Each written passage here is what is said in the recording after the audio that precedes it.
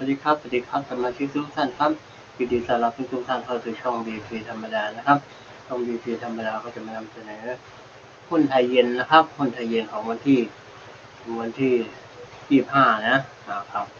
ขอขอบคุณสมาชิกทุกท่านนะครับที่ได้เข้ามาชมนะทุกคลิปเลยฝากกดติดตามด้วยนะครับกดติดตามกดถูกใจกดไลค์กดแชร์ด้วยนะครับ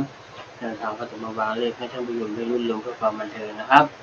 มาชมกันเลยดีกว่านะจดไปเลยนะครับ8กับ9นะเน้นที่8นะใครชอบด้วยก็จัดไปนะครับ3 4 5 6 7 8 9นะครับชุดวินนะส่วนชุดเจาะก็38 48 58 68 18นะครับ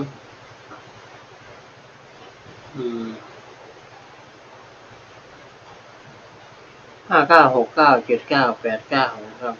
นี่ครับ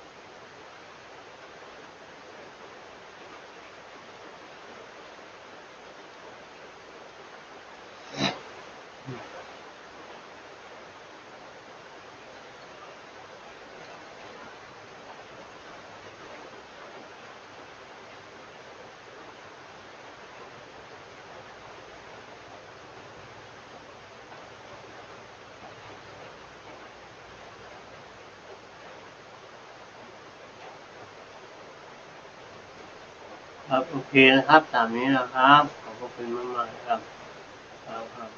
ครับ